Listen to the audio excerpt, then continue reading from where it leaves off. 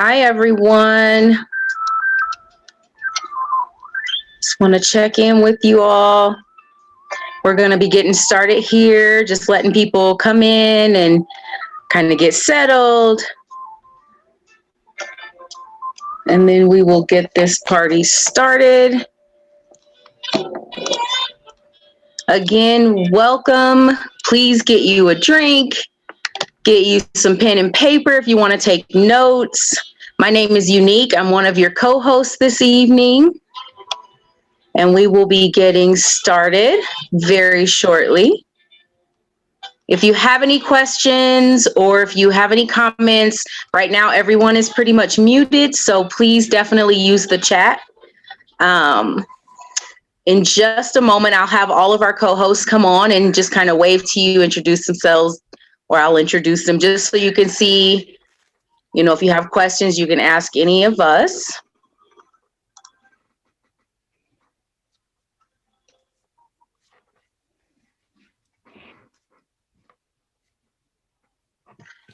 All right.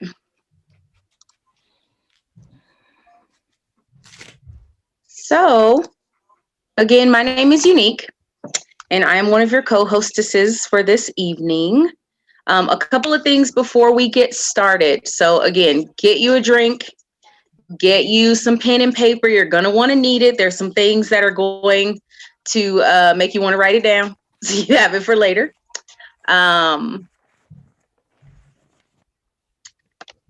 If you have questions throughout the evening, you can definitely utilize the chat.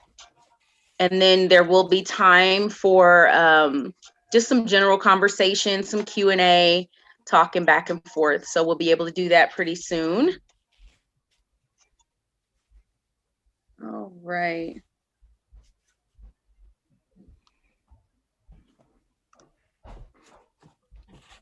I think we have pretty much everybody here. All right. Glass is here with your book. Yes, Verona, that's amazing. If you have your book, please have it handy. Pull it out. If you have your wine or whiskey or vodka or whatever you're drinking, have it right there ready. We are going to wine and wealth it tonight. All right. So again, you have a moment, grab you some pen, grab you some paper. Just want to encourage everyone to stay till the very end. There are going to be some games that we're going to play. You're going to want to write some things down. And there's also going to be some prizes to be had. So you're going to want to stay till the very end for the very awesome grand prize. And again, if you have any questions throughout, just put it in the chat. We have Keisha. Say hi, Keisha. She's one of our co-hostesses. And I have Lolita. Say hi, Lo. Hi, everybody. Then I have Whitney. Say hi, Whitney. She's there. She's coming. So if you have any questions, we're all here and we will definitely get your questions out. And then there will be time for question and answers. So the way this is going to happen this evening is Coach Star Sapphire, she is going to present some of things from her book. It's going to be about 4 sections that she's going to cover. We'll do some games in between, and we'll definitely have time for Q&A.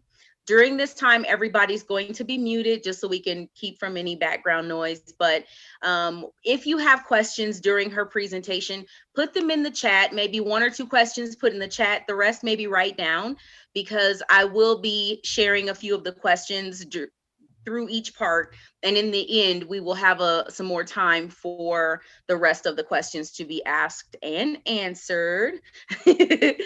And so, like I said, write it down. Definitely write it down, take some notes, and get ready to play some games. So without further ado, Sapphire Star is an author. She's an entrepreneur, philanthropist, financial life coach, personal finance expert, investor, CEO on a mission to close the financial literacy gap by teaching others how to live freely. So please help me welcome Sapphire Star. Woo! Hi. Oh my gosh. So happy you guys are here. I feel like I've won the Nobel Peace Prize with that introduction. Like I should be saying, have like an acceptance speech and, coming on like, I like to give honor to God who's the head of my life. But in all seriousness, no, though, thank you guys so much for being here and celebrating this moment with me. I truly, truly appreciate every single one of you. And thank you for your love and support. If it was buying the book, even if you didn't buy the book and you sent me a message of congratulations for my, what I call my pandemic passion project. If you shared my Facebook post or if you tuned in to my live, just thank you so much. And I want to raise my glass, and to a toast to all of you and to thank you, each and every one of you, for your, support, being a part of my journey and also being a part of my success. Cheers to freedom.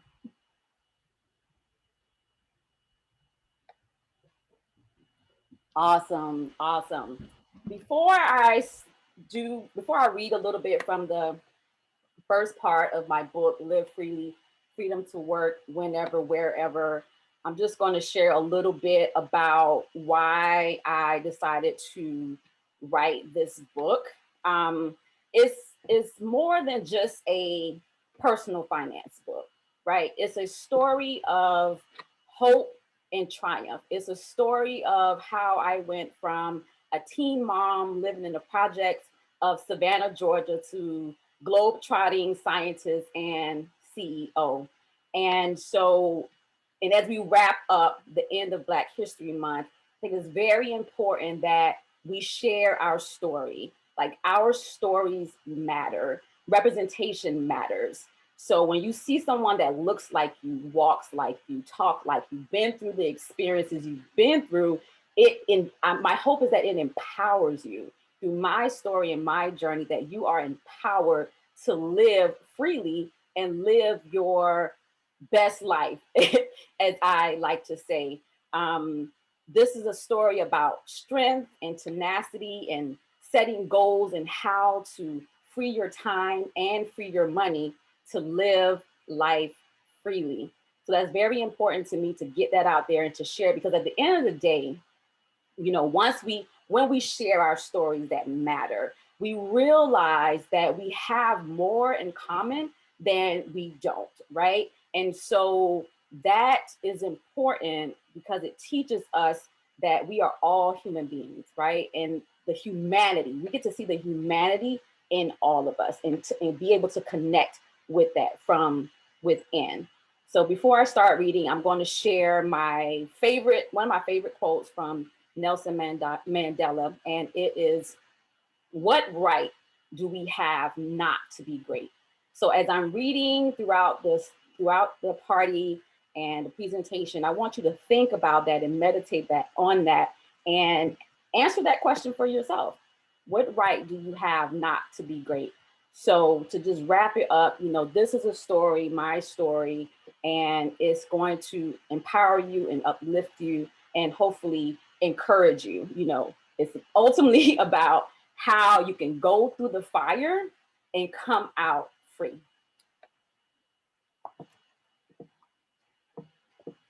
So I'm just going to read a little bit from part 1 of Live Freely, Freedom to Work Whenever, Wherever. And this is the introduction to freedom.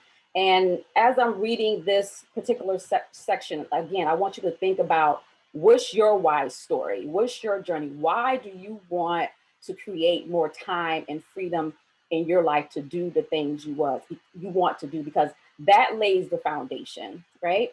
So what's your why? And I started the chapter with a quote.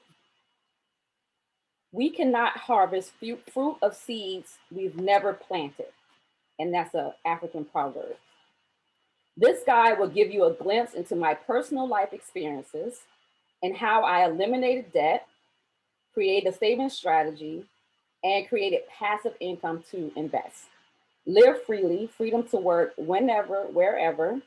is your freedom resource guide and financial accountability companion.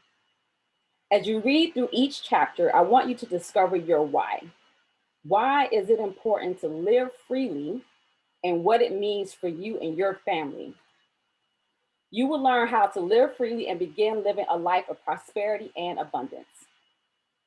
Evaluate each of the points promoted in this book carefully. If one of the points doesn't work for you, discover what does and move on to the next point. When you implement information from this book into your daily life, you will know how to achieve a lifestyle where you would know how to achieve a lifestyle where work is optional and living is a priority. If you use the tips in this book effectively, you will develop the knowledge, skills, and ability to get out of debt, create passive income, and invest wisely. So ask yourself this question. Do you want to pursue your passions full time? Would you like the peace to know in times of crisis, you have the freedom to secure you and your family? Are you tired of living paycheck to paycheck? Like that was me.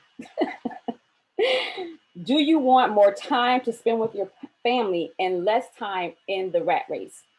If you answer yes to any of the above questions, continue reading to embark on a transformative journey that will give you the power to change your life and that of generations to come. It's time to stop asking and start making it happen. For me and my journey and my freedom, it started when I was 14 years old. So I got pregnant when I was 13, had my daughter at 14. I began working at the age of 15 as a writer and working for a restaurant owner, Mr. Yusef Shabazz. And so I knew how to hustle. Like I knew how to make money, right? From a very early age, I knew how to make money. I just didn't know what to do with that money because we are not taught financial literacy in school, right? So we don't know these things about what to do with our money, how to invest our money, how to grow our money. So I didn't learn those things until much later on. And it was when I was in a crisis and struggling, living paycheck to paycheck, living the American dream, yet still struggling, right? So I had the house, I had the husband, I had the car, the house, the 2.5 kids, the picket fence, and the dog. Like I had it all. And then life threw me a curveball, right? So I got divorced in 2006. And then 2007 is when the housing market crashed and we had the housing bubble. So fortunately enough, I was able to have 2 jobs during that time. The unfortunate thing is that with 2 jobs, I still was living paycheck to paycheck because I went from a 2-income household, right? 2 expenses, all these expenses, 2 income to 1 income, but the same amount of expenses. So from that point on, I was like, this cannot be living. Just paying bills, working to get by. This cannot be living. So from that point, I decided to go on a journey. And it was my mission to figure out how can I take control of my life and my finances. Unique, do we have any questions before we get to our first game? Not quite yet from the audience, but I do have a question if that's okay. Absolutely. So my question is, like, what was the first piece of where you started? Like when you had this reckoning in your mind that something needed to change, what was the thing that you did, the very first thing? The very first thing, and I always, I start because people ask me that question. So where do I begin? Where do I start? And honestly, it begins in your mind. It's a mindset when you set your intentions and decide that, you know what, I no longer want to live this way. I want to live this way, right? Because it first starts in your mind and then you speak it and then it manifests itself. So I would say the very first step for me was to decide that, you know what, I want to get out of debt. I no longer want to live paycheck to paycheck. Right. And then the universe will attract things in your life. And for me, it was sitting in the break room at my job, watching this television show of this guy. I forget the name of the show, but he had like 15 children and he was building a house. And he was like, yeah, I'm debt free and I'm building a house for me and my 15 kids. And me, I'm just like, how? Like, how? That's not even possible, because my upbringing and what I learned from my, parents who use the information that they have, and that's by design, in terms of brown people and wealth and prosperity. I just was under the impression that you will always have debt. Like, that was like, set up a room in the house and debt will always be living with you. So that was my understanding of it. So for this man to say this on TV, I was like, this is a scam. But my coworker, she was like, no, my parents are debt free and they live their life debt free and I'm debt free. And I'm just like, how is this, a thing? So that was a turning point in the reckoning for me, because even still, when she told me that, because my mind wasn't set, I was like, this is a scam. She told me about Dave Ramsey Total Money Makeover, a personal finance book, just like my book. And I checked the book out the library because I was like, this is a scam. He's not getting my money, right? So I'm going to check the book out from the library. And just a side note, reading is fundamental, right? Applied knowledge is power, because this knowledge changed my entire life. And not only my life, but my whole entire family tree.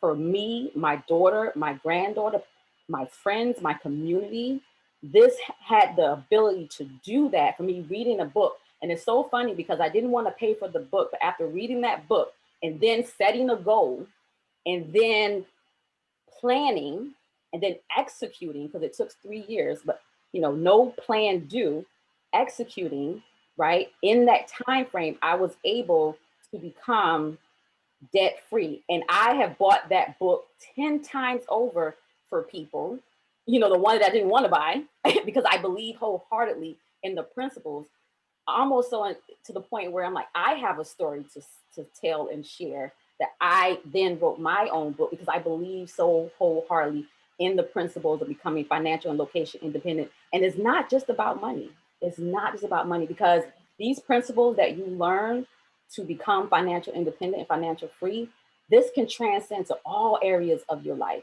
mentally, emotionally, physically, economically. All these principles that are taught in my book can give you the ability to free yourself, mind, body, and soul.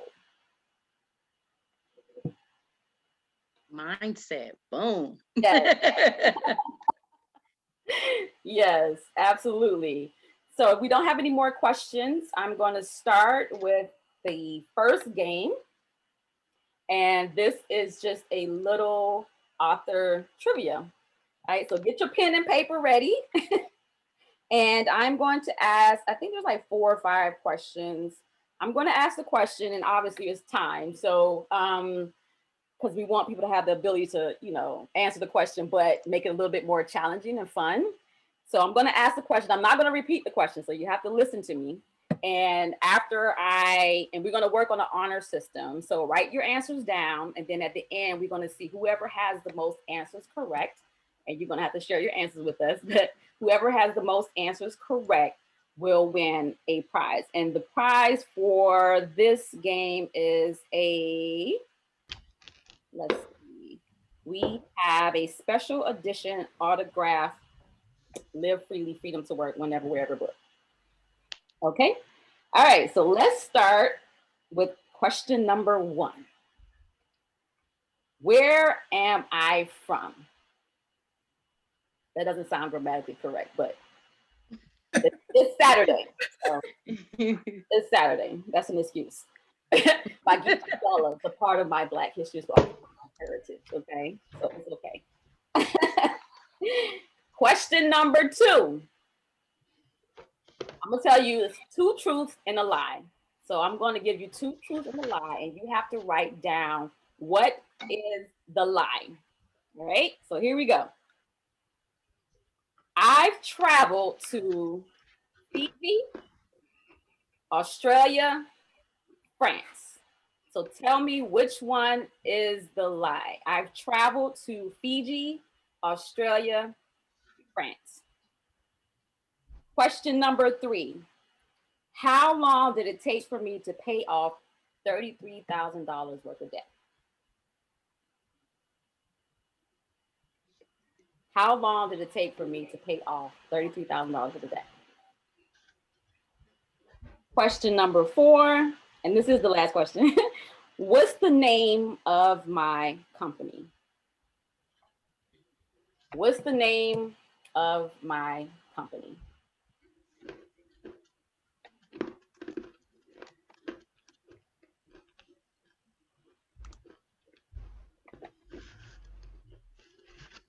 All righty, pens down. Pens down, and I'm going to read the answer, and whoever has the most correct is a winner. First question and answer. Where am I from? I am from Savannah, Georgia, born and raised from the South with an F. 2 truths and 1 lie. I've traveled to Fiji and Australia. I've never been to France yet. It's coming. Europe was on my list, but you know, COVID.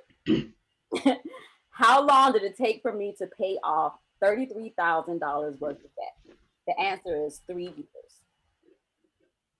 What's the name of my company? The name of my company is Organized Chaos. All righty. Who has all 4 questions correct? You can raise your hand, or you can. Livonia? Yes. Has all 4. Yes. Nice, nice. Anyone else? I mean, We don't. We don't count. Count, Whitney.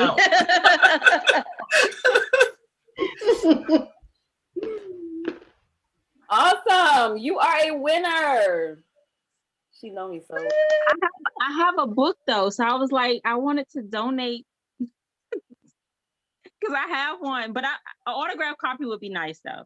Yes, I can autograph it, then you can donate the other one. You can gift it. You can gift it. That's right. Gift it to a young person. Yeah, but That's right.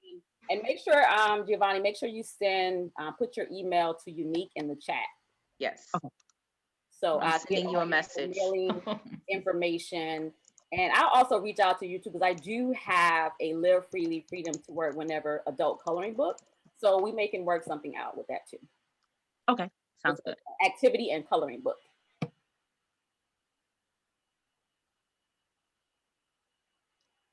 All righty, with that said and done, we are going to, if we don't have any more questions, we are going to transition to part 2, which is, you know, the last section was a great segue. The question.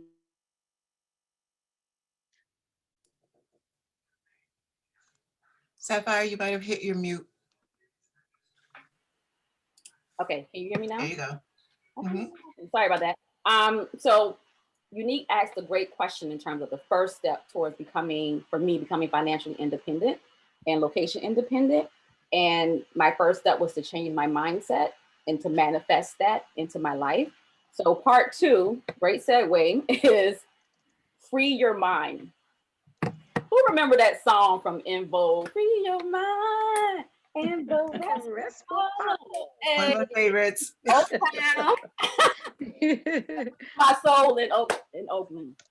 One of my favorite places to be. Hold on one second.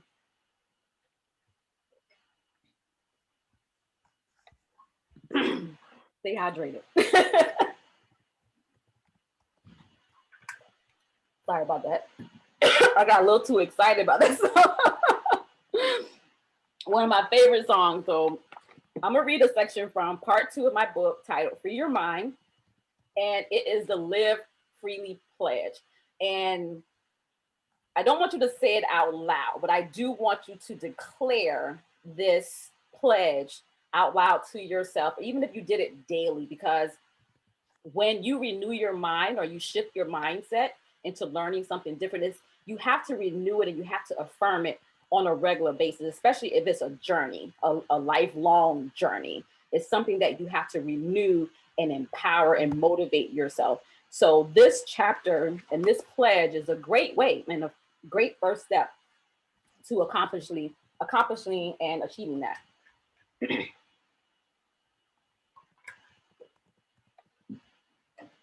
All right, it's called the Live Freely Pledge. A man is literally what he thinks, his character being the complete sum of all his thoughts. As a man, think of James Allen. What does it mean to live freely? It's the power or right to act, speak, think, and live as one wants without hindrance or restraint. Hold 1 second, please.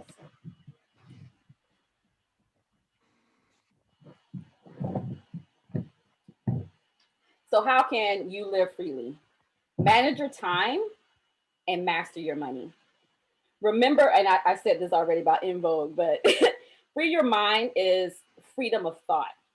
On a regular basis, you're inundated with information and emotions that not only shape your thoughts, but also create chaos and distractions. It's hard to focus when your mind is cloudy. When your mind is free and clear, you have the ability to focus and be intentional. When your intentions are set, you have the power to move mountains. In this case, we're going to focus on mountains of debt and overcoming the stress and anxiety money problems can bring. Freedom is a state of mind. You're the creator of your destiny. The blueprint of your future is imprinted in your thoughts. It's time to do a thought inventory check. What's the first thing you think of when you rise in the morning? What's the last thing on your mind before you lay your head to rest? What do you think about as you go about your daily routine? This is your life. This is your life, and you attract what you think, whether positively or negatively. I can't lose weight. I can't keep a relationship. I can't save money. I can't find a job. If your thoughts follow this pattern, this will be the reality that you manifest in your life. If you think you can't do something, guess what? You're right. Pause in this moment and declare where your life would be in the next 365 days. Decide how much time and money you need to live freely. Be intentional and dream big. Create a plan of action and execute it. Every day for the next 365 days, write 5 things that will help you reach your 1-year goal. Meditate on these 5 things daily and stay focused. Take the Live Freely pledge and declare aloud the following. I will be debt free. I will finance my freedom. I will discover my passions. I will live a fulfilled life. I will live freely. I am the revolution. Like that, I'm sorry. I couldn't help it. Like I just finished watching Judas and the Black Messiah. So yeah, so that, and that's what it's all about. Freeing your mind. That's like what I said earlier, Unique. It's the mindset. You'd be amazed how powerful your thoughts and your mind is, and how you can create things in your life, again, whether positively or negatively. So for me, that first step was actually believing, because up until this point, before I became debt free, I didn't even believe that I could be debt free. I didn't even think that that was an option. So once my perspective changed, my mindset shift and changed, I began to walk in that narrative, creating a new narrative for my life and my child's life and my grandbaby's life. That's when my life began to change. And I began saying, this is what's going to happen in my life. And it manifested itself from me getting out of debt, right? From me, saving $20,000, me boosting my credit score, right? From me, firing my boss. Because once I became liberated, it then became, I can make the decisions and choices in my life, like I said earlier, to create more time and freedom to spend with my family and to do the things I'm passionate about. I then began traveling the world, something that I didn't necessarily think that was possible. Like I always knew I would travel, but fear would get in the way, right? So I was terrified of planes, definitely terrified. And I would always tell people, listen, if I can't get there by boat, train, car, I'm not going. I'm not going. So if I can't get it that way, I'm not going. And so, because I was definitely terrified of planes, and then 9/11 happened. I was like, yeah, I'm not ever, ever, ever getting on the plane. But that was just fear talking, right? So, but I knew that because as a child, I would look up in the sky and be like, there has to be more out there to this world than where I currently am. So that was the fantasy, right? But once I just decided to, and the thing is, fear, you know, because I think people have this misunderstood that somehow when you live a fearless life, you don't have fear. It doesn't mean that. Like, fear is natural. It's something, a natural emotion that your body goes to for, like, for protection, right? Fight or flight. So fear is natural and is normal. The part that's not normal when you allow it to dictate and control and make decisions for your life and is literally driving the car, that's problematic, right? But courage is doing it anyway. Even when you're afraid, you do it anyway. Do it scared. And it's fine. You could just stop on the side of the road, put fear out, you know, hey, fear, you got to go. Me and courage, we're going to roll on out. But, you know, nice seeing you. I see you. I see you, but you got to go. So we put fear out of the car and we keep on trucking and we keep on moving forward in our life to accomplish the things that we want to accomplish. So, do we have any questions? Don't be shy, guys. Ask me anything. We have a couple questions. Nice. So Verona says, firing your boss. Please explain that. Yes. So it's so funny. I was when I was working, and this is during my debt elimination and getting my finances together, because the driving force with all of that was like, this cannot be life, just working, paying bills, and just Monday through Friday, and then thank God TGIF, and then it's like, oh my God, it's Monday. Like, I was like, this cannot be life, right? So in that journey of paying off my debt, a lot of times people are working jobs they don't like, or they're working this insane schedule and hours, not because they want to. Some people are doing it because they have to. And that's the freedom that financial independence gives you. It gives you the freedom to say, you know what, if I've decided that this job or this situation is not ideal for me and my family, I can say, you know what, you are fired, especially if you have a skill set. And we all have skills. Whether you go to school or you don't go to school, we all innately have a skill. You may not know what it is, but we all have the ability and the talent to be who we were created, because you are uniquely you and no one else can be or do that.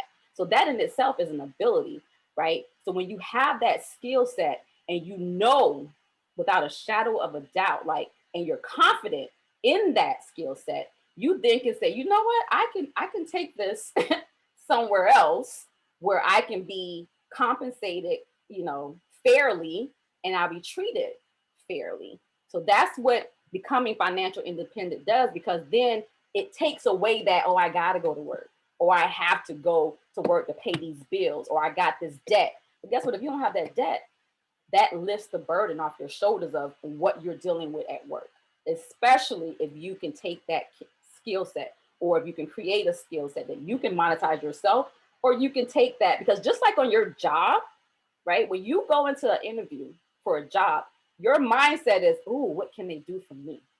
You're thinking about the company and its value, right? But let me challenge you to think of another way. Think about what they're thinking. What value are you bringing, and how would they benefit from having you work for their company, right? So you have value, and you go in with that confidence, knowing that, hey, I have value. I have something that I can bring to the table. And if you're not going to compensate and treat that fairly, then guess what? You are fired. And I fired my boss just on those principles. Once I became financially free, once I paid off all my debt, once I have an emergency fund saved, then I was like, okay, I don't have to deal with this. And that's what financial and location independent gives you. It gives you options to free your time and free your money. Very good. So we have another question from Giovannia. She says, what are some sacrifices that we may incur when we start the process? Great question. Because you can actually create residual income or money left over. Even if like whatever money you have now, even if you didn't make any extra money, you can create residual income, right? And that's just a matter of creating a budget, right? Most people don't want to take the time. So that's the first thing, sacrificing, or not sacrifice, but investing or redirecting your time. What are you doing with your time? And thinking about how you know, redirect that, right? So creating a budget, which takes time for you to do, and commitment, right? So once you create that budget, a really simple way to begin your process is to cut spending. Because when you go through your budget, you will see where your expenses are. And very simple ways that you can do that is go through line by line and say, okay, maybe I don't need to have Netflix or Apple Music subscription. That's $10 right there. Because most of us have 2 to 3 different subscriptions that we pay for. So if that's $10 a piece, that's $30 right there, right? And you can then say, okay, how can I cut back on my grocery bill? So you can go line by line and just cut your spending, right? That's one step. The other step on the other side of that is if your income is where it is and it's not enough to cover your bills, increase your income. Again, sacrificing your time for the greater good, doing what you have to do now, right? So you can do what you want to do later. You can Uber, you can go through your closet, clean your closet, spring cleaning coming up, go through your closet and sell some stuff on Facebook Marketplace. That's adding income to your budget. Therefore, at the bottom, when you subtract your income from your expenses, that's residual income right there. And then when you have, so increase your income, decrease your spending, right? Sacrifice those things, right? Then you have this money left over. What do you do with it? If you have debt, then you knock that out. You knock out your debt, because when you pay off debt, that's the financial equivalent of creating passive income. Because if you have a debt that you're paying every month, that's $200 a month, right? So what is that? $2,400 a year, right? So if you pay that off and keep paying yourself that $200 a month, you can see how you can grow your money just by paying off the debt. And then that can roll over into other debt. And then you can say, okay, now that my debt is paid off, now that I make the sacrifices to get a second job, because I worked 2 jobs for like 10 years. And the time period, those 3-year time period when I was paying off my debt, like I literally like beans and rice. Like, as my daughter, she's on here, like she didn't go hungry, you know, but it was very basic. It was basic. We survived. And I worked 2 jobs, sometimes 60, 70, 80 hours a week. Now, during this time, Uber wasn't even a thing. So I didn't even have that option. The gig economy, like there's no better time than now to be able to get control of your finances and start your own business with e-commerce and all those things. When I started, eBay was just coming out. Amazon, like they just sold books. Like that wasn't even a thing. But even in my book, I talk about different ways that you can create passive income and like create your own schedule to be able to do it. You don't even necessarily have to go clock in somebody's job. You can create your own business to increase your income. So those are, I know it was a long, a long answer. I hope I answered that for you. Very good. All right. So do you want one more question? Yeah, one more question. Then we'll go to game number 2. Okay. So Lo asks, how old were you when you started traveling? Oh, wow. Gosh. So I did not get on a plane. My first time on the plane was age 29. And someone literally, it wasn't one of those things where like, oh, I'm gonna plan a trip. No, someone was like, hey, come visit me. And I'm like, I don't want to drive to New Jersey. Like, I don't know how I'm gonna get there. And it was like, oh, I'll buy you a flight. And it was like, oh, bought to your email. And I was like, wait. What? You want me on a plane? Like, wait. I can't do that. But so it literally forced me to face my fear. And instead of me deciding that I was going to be courageous, it forced me to face my fear. And I literally had a panic attack in the airport. But listen, that moment changed my life, because once, like, the takeoff was like, Jesus, be a fence, a wheel, an airbag, a parachute, all those things, right? But once the plane took off and we got in the air, that was the most amazing experience, an amazing thing I had ever experienced in my life. And I was like, I've been missing out. All this time I've been missing out. So that first flight changed the game for me. And that was just to New Jersey. And then me and my cousin, later we started doing our birthday trips, where our Gemini birthday trips, where we would pick some place to travel to. Our first place was New York, and then go travel. But then later on, I got my passport. I didn't get my passport until 2011. And my first passport stamp was on a medical mission to Haiti.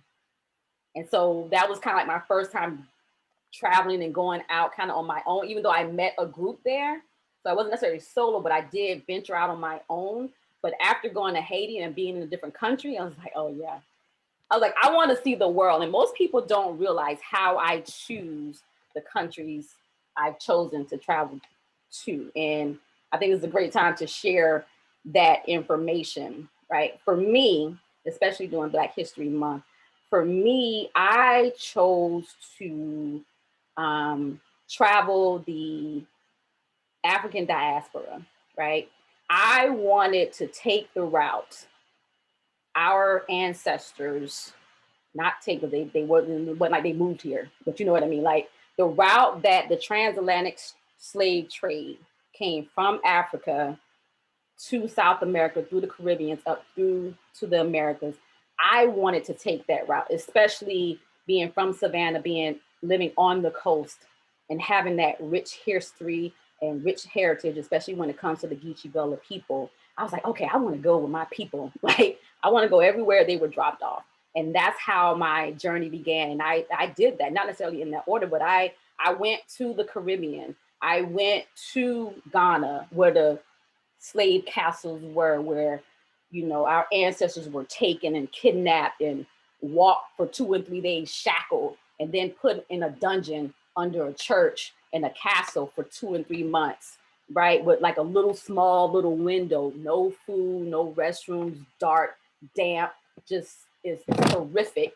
So after all that, then they're put on a boat to go, you know, who knows where they're going, right? So I was there. And then, you know, most of the, you know, enslaved or kidnapped people were taken to South America, to Brazil. Most people don't realize that. Like, Brazil has the highest number of Black people next to Nigeria, because Portugal, they had the most slave ship, the most slave castles. So I went to where they were dropped off in Brazil and Little Africa and Rio de Janeiro. So I was there where they came off the boat and was in these areas and worked the plantation, et cetera, et cetera. So for me, it was a very powerful thing to be able to go and take that route. And so that's how I chose the country that I traveled to, which is like 20 plus. You know, for me, that was that journey, to take that journey of my people and go back through the door of no return and actually return back through the door.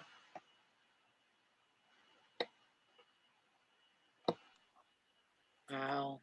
What an All amazing. righty, so let's see. We have game number 2. Okay, so we have Never Have I Ever. I don't know if any of you guys have ever played this game. It's a little fun game where, you know, someone says something they've never done, right? And if you've done it, you take a sip of your adult juice, right? So, and just for the sake of what we're talking about today, and I want everybody to participate. Feel free to participate. We're going to unmute you and you'll be able to, you know, do a Never Have I Ever. And I'm going to go first, but it's going to be travel or money related. Okay, so I'm going to go first. Let's see. Got my wine. My glass is big. It's like a goblet here. Royalty. Let's see. So never have I ever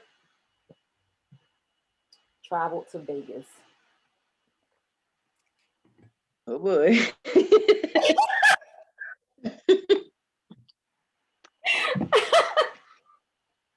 By the way, you should all be able to unmute by now.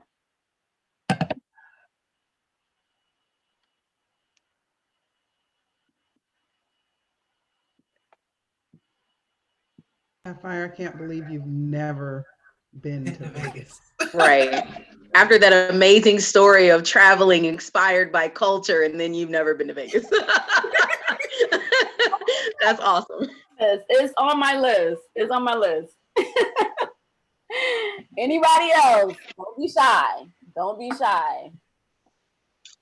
Well, I'm going to agree with you, and that is on my list too for this year. But Thank you, Ramona. Not the only one. yes, it's been on my list for this year, so I'm hoping it can be done. Yes. But Yes. never have I ever been so broke that I'm broke. Wow. Well, let me skip to that because I've been broke and till I'm broke. Well, never have I ever been broke that I was broken. Let's rephrase Okay. it. Okay. Can I take that sip? Okay. Yes, No. take a step back. Broke but not broken. I hear that.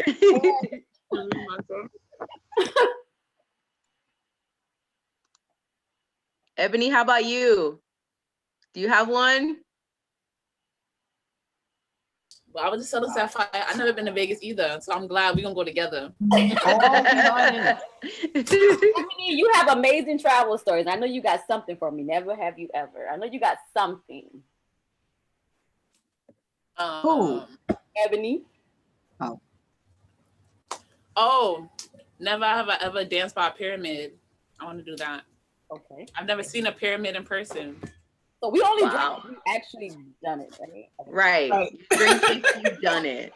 But put that on the list, please. Sure. Pyramid me, Africa me. Right? Right. I am Do the here. pyramids in Mexico count? I mean, if it's a pyramid, did you dance by it? Pyramid. Mm-hmm. Okay, No, I did you didn't drink? dance by it. Did you take a sip? I danced on it. Hey, that count. Location. That works. And I've danced many places and buy many things, but not a pyramid. Wow.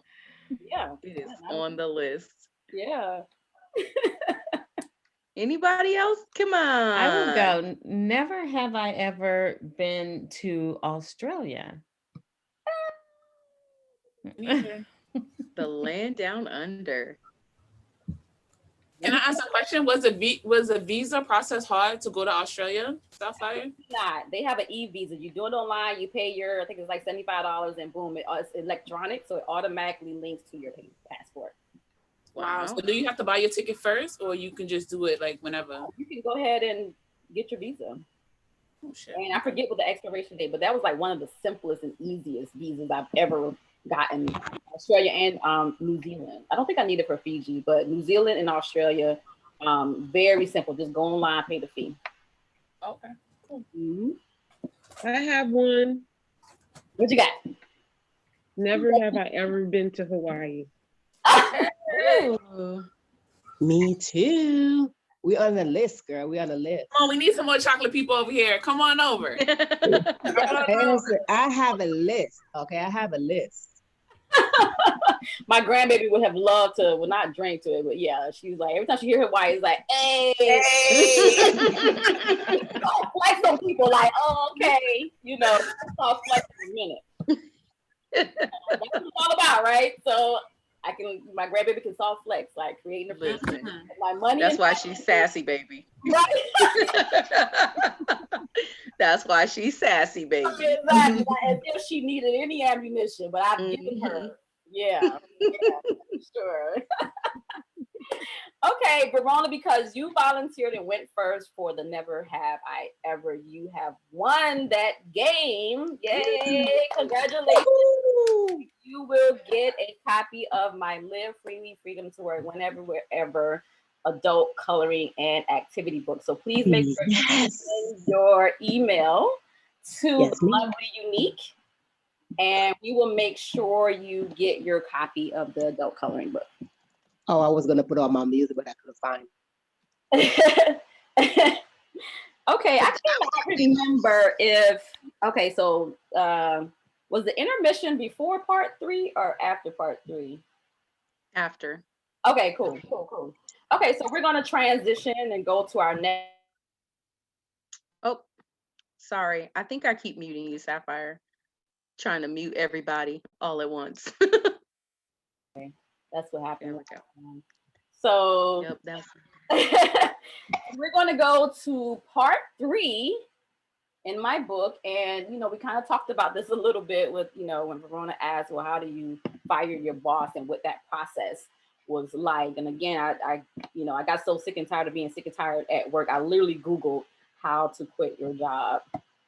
And it was like a whole year, step by step.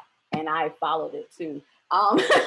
But yeah, so freeing your time and sacrificing your time and delayed gratification, right? Okay, so this is a section of the book, part 3, free your time. And the quote is, being rich is having money. Being wealthy is having time. Margaret Bonanno, I think that's how you pronounce that. The US is the only advanced economy that doesn't guarantee its workers any paid vacation time. As a result, a quarter of the country's private sector workers don't receive any time off at all, according to the Center for Economic and Policy Research.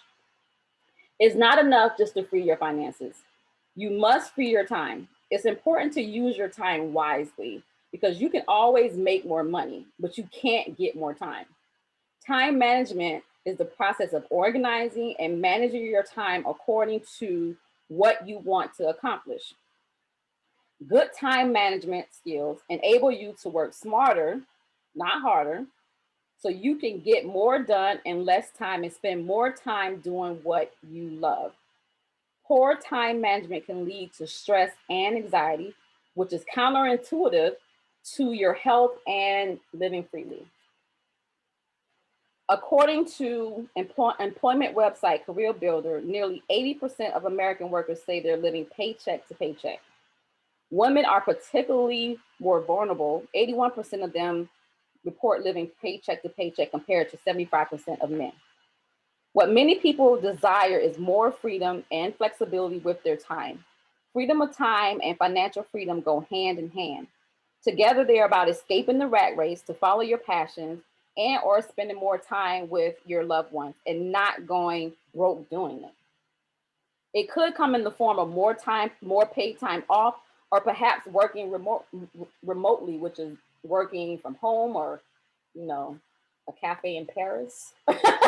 You know, that's what that remotely means. And not having to take a day off from work just so you can visit the doctor or take your kid to the dentist because it could be a huge benefit for some. I'm sorry, let me reread that.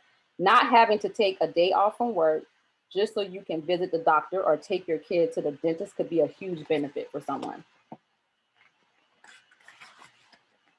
Most people use annual income as a measure of their self-worth and success, when in fact, it's really a measure of how much your time is worth. When you turn active income into passive income, you don't have to spend your time making money, and the value of your time becomes innumerable. When you work a job, you trade your time for money. If you don't spend time working, you don't get paid. I'm going to show you how to make your money work for you, thus freeing up your time to do what you really want to do. Even when you're not working, you'll still get paid. Consider this. If you make $15 an hour, that new watch isn't just $200, it's 13 hours of your life. That new purse isn't $150, it's 10 hours of your life. That new car isn't $400 a month, it's 27 hours of your life per month. It's not enough to budget your money. You must also budget and free your time. So in and of itself, money doesn't have any value, right? It's more symbolic, and the value of money comes from what we place on it. And a lot of times when we're working for money, we're then saying our time is worth this amount of money that we're getting compensated. And then you think about, okay, what am I doing with that money that I've now sacrificed my time to make? What am I doing with that money and that value? Am I buying something that doesn't bring value to my life, like a liability? Or am I taking that money and investing it or putting it in something that brings value to my life? Because you got to think your time is valuable and you work for that money. Then what do you do with that time and money, and what do you value? More importantly, that's what where you spend your money is saying, or how you spend your money is saying to you, okay, what do I value? Do we have any questions? Anyone have any questions for the chat? No? I don't have a question, but I do have a comment. So the whole piece that you just went over is something that I don't think a lot of people think of when you think about the money that you make and how it equates to the time that you spent. And even just having that in your head when you're working and making your money is a easy way to start transitioning into a place of valuing your time more.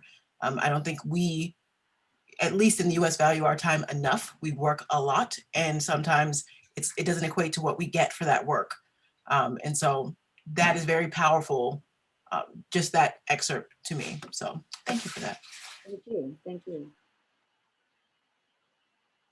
And ultimately, you know, because when you're building wealth and prosperity in your life, one of the things that is important to have multiple streams of income. So you can create wealth with the money that you make from work, because wealth is not what you spend, right? It's what you keep.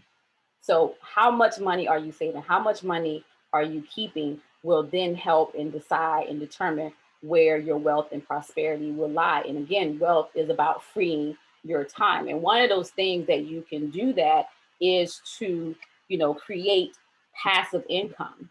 Right? So you create residual income from eliminating debt, saving your money, budgeting your money. That's how you can create residual income, right? But then you can also say, okay, creating multiple streams of income. So if I'm not working, or if I'm injured, or if I have to take care of a loved one, you know, because a lot of people are in positions where they have to take care of their loved ones, but they may not have the resources to be able to do that. So they have to continue to work.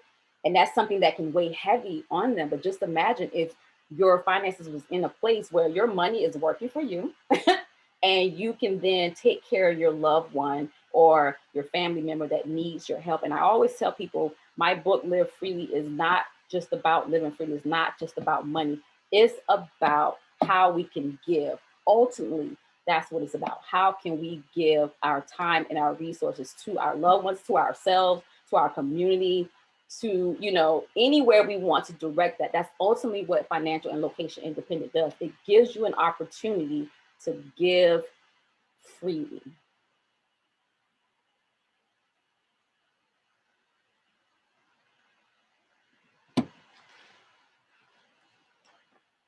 And like I said, in my book, I do talk about different ways you can create passive income, because your money can work for you. So once you have that multiple income stream, you have your job, you have an online business, you have a gig, you have several side hustles, you're renting your room, you're renting your driveway. Like, that's a thing. Like, you can literally rent out your driveway space. So there's really no excuse if you're like, oh, I don't know where I can go. There's so many opportunities for you to increase your money. And then you transition that into okay, because there's nothing wrong with having things that you want, liabilities or luxuries, whatever you call it. But I think we have it backwards. What we'll do is we'll take our hard-earned money and time and we'll buy that liability, and the value of that is in that thing.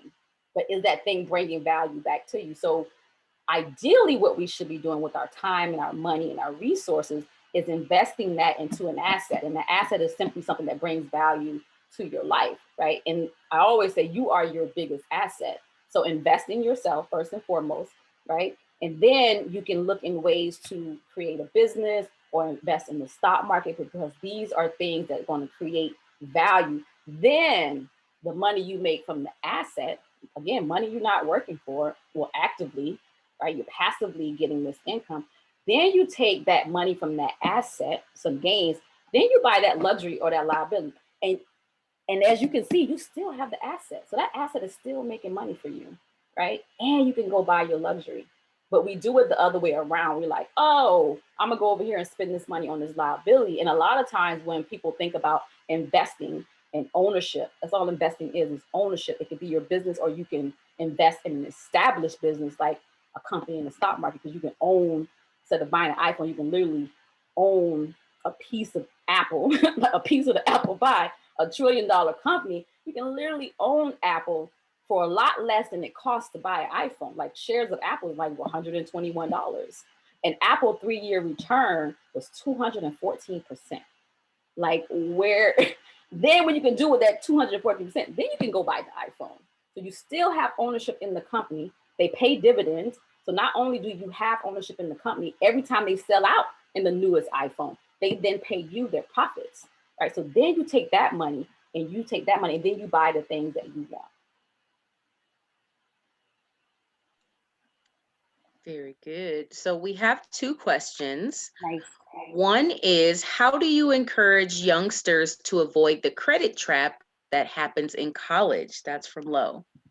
Awesome. That's a great question because I fell prey to that. And I think a lot of us, and it's intentional, all right? They do that intentionally because credit is big business. Debt is big business. And I think it's important, and it's something that I taught my daughter at a very early, I think it's important that we educate our little ones and our loved ones and the young people in our lives. We educate them on the trappings of credit. Now, mind you, because I talk about this in my book, The Credit Game. Now, it's important for you to learn the game, to leverage it for more time and money. So in and of itself is not an evil thing, it's learning. So the key is, if you're going to go that route, you need to learn how to play the game. You need to learn how to increase your credit. You need to know what impacts your credit score. Because listen, your credit score, now they run your credit when you apply for an apartment, you apply for a job. So like literally everything in our lives in the Western culture is centered around credit, right? So it's important not to necessarily avoid it. It's important to understand what it is and being fiscally responsible. So if you're not fiscally responsible, you don't need to be dibbling and dabbling with credit. But once you learn in financial literacy, and that's what it's all about, and I that's my desire, is that we, through increased financial literacy, so financial education, that we go from just surviving to thriving. So we need to teach and educate the ones around us about, okay, how does this system work, right? And so my first experience with that and learning about the credit was reading Rich Dad Poor Dad by Robert Kiyosaki.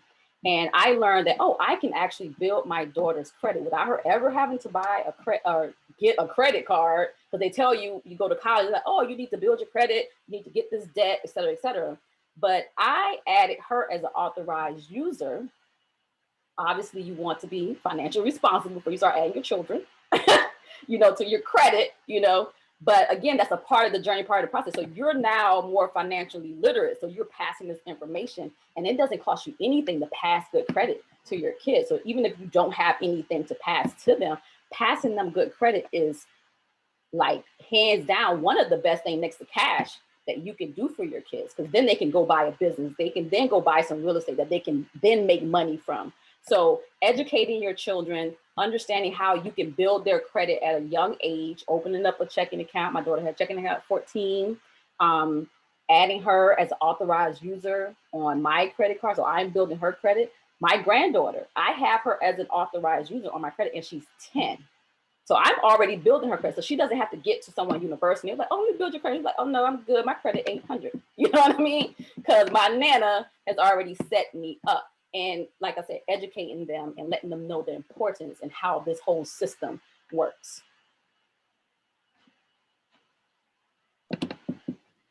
Very good.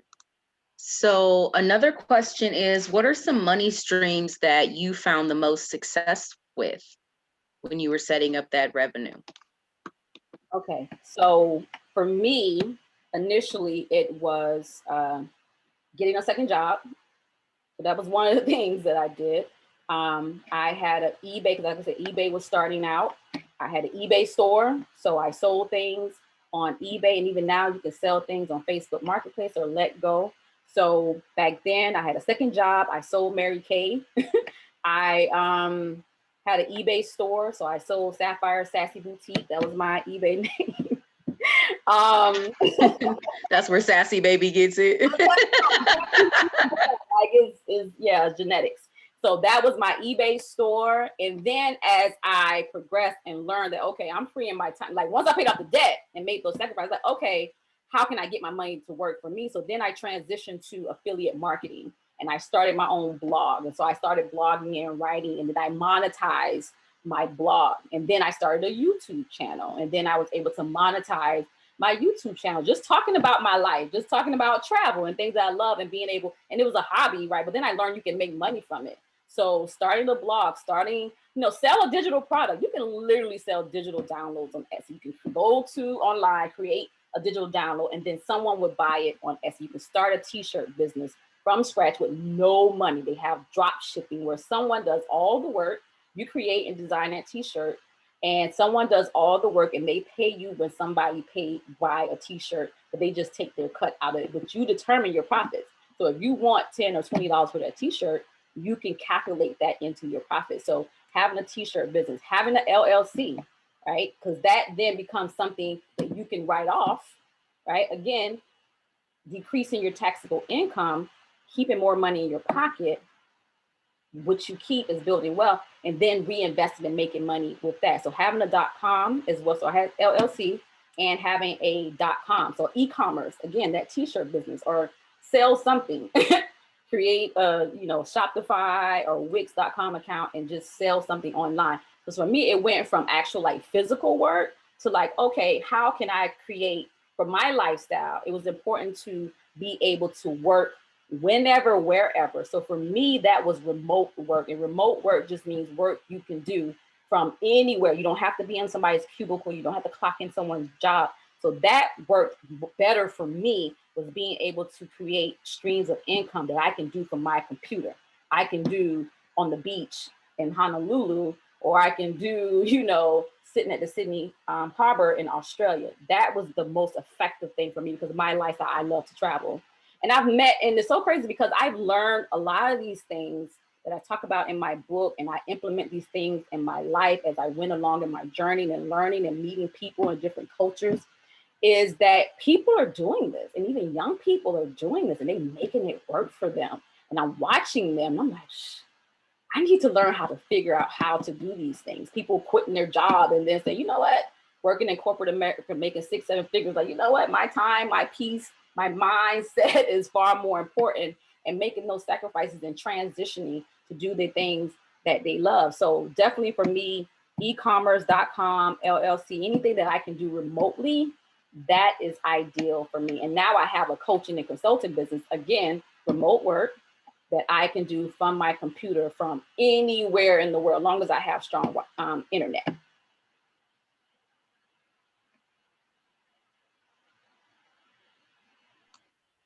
Very good. That's all of our questions. So we want to move into our next game and intermission. Yes, game. So our next, before we end with section 4 of our virtual book release party, we're going to play a money scavenger hunt. So you're going to have 5 minutes to refill your drink, go shishi, as we say in Hawaii, but then go to the restroom. So go shishi, put the kids to bed, whatever you need to do. But in those, you're going to have 5 minutes to be able to go through those things, as well as look for the items that I'm going to give you. So it's going to be a scavenger hunt. And like I said, you have 5 minutes to be able to find these things and take an intermission, and be back in 5 minutes, because the first person to get back and they have how many things they have, we're going to see, okay, who has the most things in after 5 minutes. All right, so here's the list. Okay, not about my phone.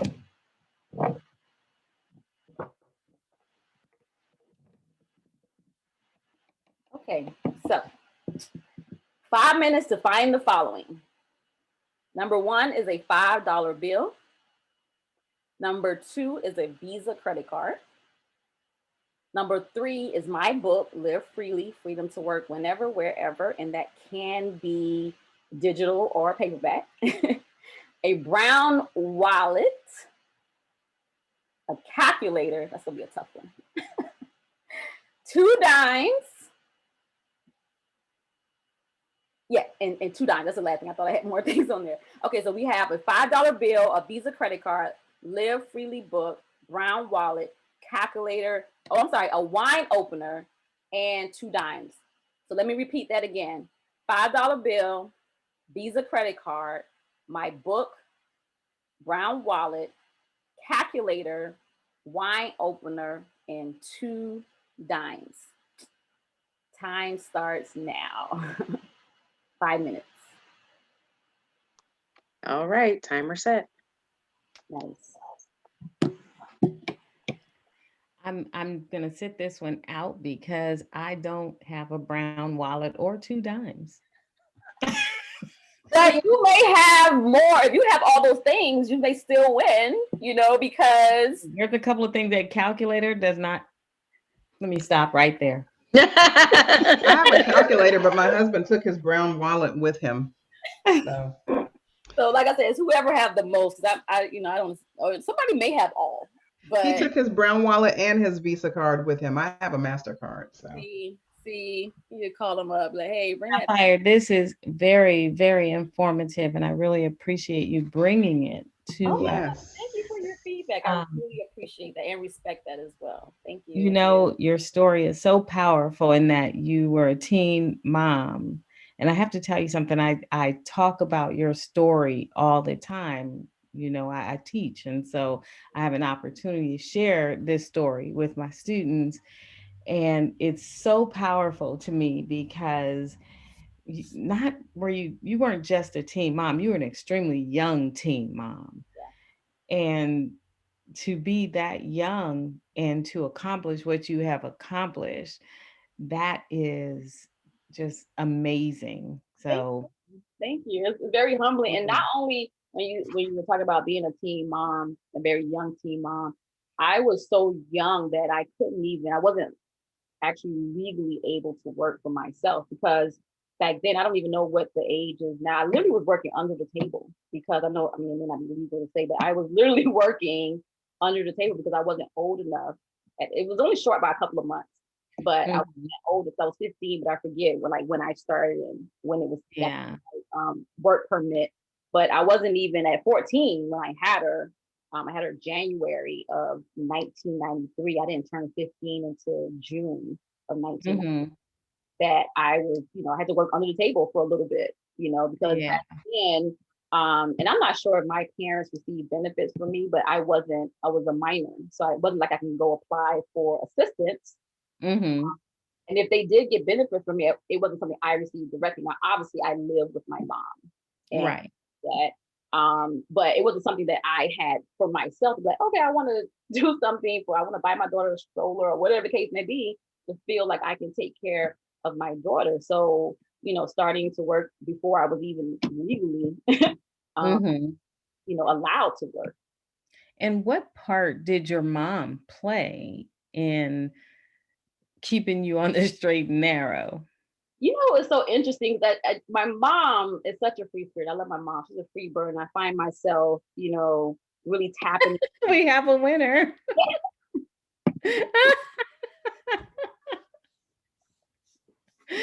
Nice. Oh my God, that was fast. That was fast. Okay, show me what you got. Wait, time's not up though. I think we gotta wait for everybody. Another minute, but she was the first one to come back, so we'll let her. That's true. Right. So 1:39.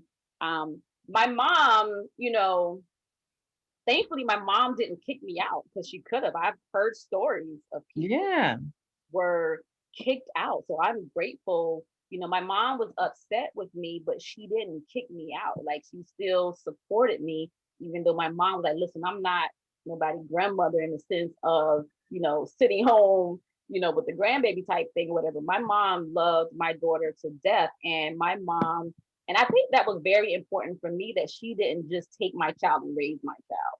I think that happens with a lot of young ladies and young men as well, that someone takes that responsibility and never fully realize that decision that they made and how it impacted not only themselves, because I'm bringing a whole nother mouth to feed inside my parents' house.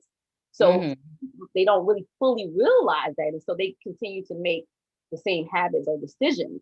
But my mom's like, oh no, that's, you're a baby and you're gonna have to take care of your baby. And she kind of sort of held me to the fire. So I went out and I got a job and I made sure, between when I wasn't in school, I was working, so and I left home when I was like 18 years old. So as soon as I graduated from high school, I was like, okay, I got me an apartment and I enrolled in college. And so now I'm like on my own taking care of my daughter. But I think the most important thing is that she held me accountable. Yeah. That was the most important thing and the most critical thing that she could have done for me and me living this life and understanding the decisions that I made. Yeah. All right, time's up. Time's up.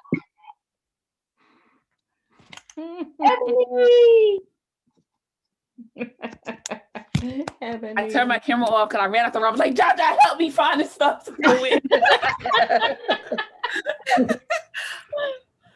All right, so I have a calculator for my brother's school. Nice. That's impressive. And a brown wallet. That's impressive. And my wine opener for Canada is actually a wine bottle. Oh, I love that. When you went to Toronto. Right. My little wine opener. And then 2 dimes. Hey. My book that I finished reading today. Decided. And $5, right? Nice. And a credit card. Ooh. Get me. A Visa. Let me see. Yes. I know you have that in your wallet for sure. I just saw it yesterday. Yeah. Wait Shout out to you because you put me on getting a credit card. Just let everybody know Sapphire is the reason why I have this credit card. She like, you don't got no credit card to travel? Let me get you right. I got this credit card because of you. So thank you, boo. I love you, girl. Not only that, I also stressed to her the importance of having good credit. So it wasn't just like, oh, get a credit card, but it also was like, okay, pay your bills on time, keep your utilization below 30%, So yeah. Did somebody win? Yes. What do you who's that? I can't. Jamal. That's Jamal. No, what do you have? I just want to see what you have. You have Visa. but I want to see what you have. We can have 2 winners. I got the Visa. I got the $5 bill. I got the wine opener. I got the brown wallet. I actually have a brown wallet. And technically, this is a calculator. Yes. See, there you go. Yes. Yeah. I don't have, so you could ding me for the book. That's why when I said I don't have a calculator, I was like, wait, yes, I do. Right? We all got calculators. Yes. I think Ebony had like all the items for sure. She has all the items. But good. All the items, but I'll forfeit. Okay. I said I have all the items, but I forfeit. Right. I think in the spirit of living freely, I would like to donate a book to Jamal. Yay! Jamal, leave your email with Unique so we can get you a book. Thank you so much, Lolita. I appreciate it. You are more than welcome. Actually, I want to buy it. I see the sister out here doing her thing. I just haven't had the chance to buy it. We Facebook friends, so we see each other and she see what I be doing. So I just this is a gift, Jamal. This is just a gift. Don't worry about it. Right. If no one else gift for me. If no one else comments on my post, Jamal comments. Oh yeah, you got to. Yeah, you got to. And that means a lot. That means a lot. Because people will just keep scrolling, whatever. He takes the time and hit that like button. I appreciate that. Thank you, Jamal. That's what I'm talking about. I see you. I see and I appreciate that. Okay, guys, we're going to now go to our last section. Section number 4, goals to freedom, right? So after that, setting your mindset, right? Shifting your mindset and setting your intentions and manifesting your life or the things you want in your life, then that next thing will be setting goals. So we call this polls and goals. And as I'm going through this section, we will have a couple of poll questions come up that we can talk about and discuss as we go through this section. So this section of my book, I call it Goals to Freedom, And this chapter is the goal getter, right? So be a goal getter. Go get your goals. Ernest Yabua. I'm talking things. I'm sorry if you're out there. Sorry. Financial goals, big or small, are stepping stones to living freely. Use the SMART goal setting method to put your structure and accountability on yourself and gain a sense of accomplishment as you progress. SMART is an acronym for the 5 steps of goal setting: specific, measurable, achievable or attainable, or relevant and time-based goals. It's a simple tool used to go beyond the realm of goal setting, mundane goal setting, into an actionable plan for yourself. 7 years ago, I created a vision board, and this is the truth. 7 years ago, exactly the time. 7 years ago, I created a vision board, and at the top of that vision board, in bold letters, I wrote, "Someday I'm going to travel the world." That was my SMART, specific, measurable, attainable, realistic, time-bound goal at the time. You may not want to travel the world, but whatever your goals are, make sure they are SMART goals. Once you create and establish your goals, then you want to plan your first step. An ancient Chinese proverb says that the journey of 1,000 miles start with one step. Thinking about the first step of this journey will really help to get you started. Even if you don't know where to start, there's no excuse. Your first step would be to research how to do XYZ.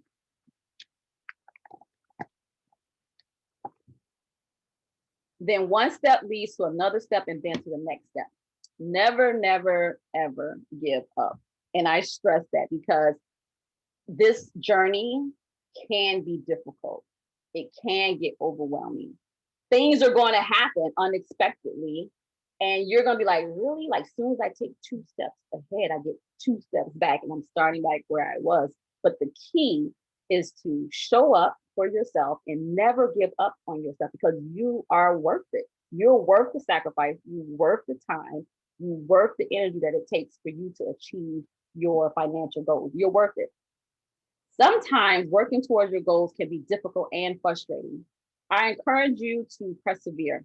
If a step you're doing isn't working, think of something else you can try that still moves you towards even a tiny bit, move you forward even a tiny bit. If you're struggling, ask people you know for their ideas on what you can do. Thinking about different ways of reaching your goals makes it more likely you will be successful. If you're really stuck, take a break and remember your why. Go back full circle. What is your why? If you need to adjust your goals, that's okay too. Do what's necessary to get you through the completion of your goals. And lastly, celebrate the small victories. When you reach a milestone, take time to enjoy it. Think about what you have learned and accomplished along the way. So I'm going to ask you guys a question and just think about this. Like, do you consider yourself a spender or a saver? And we're going to have a poll that I'm going to allow you guys to answer that question.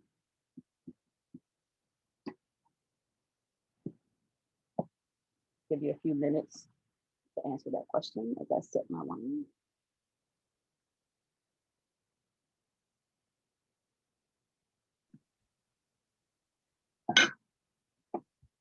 Has everybody had a chance to respond? It looks like they're still being tallied up. Okay. Is that I think that's everyone. Yeah. That's everyone. All right. So we have 60% savers and 40% spenders. That's a great mix. That's a great mix. And there's actually, like, obviously when it comes to spending, right? There's no right or wrong answer here. So even if you are a spender, this doesn't mean that you can't embark on a journey to become financially free.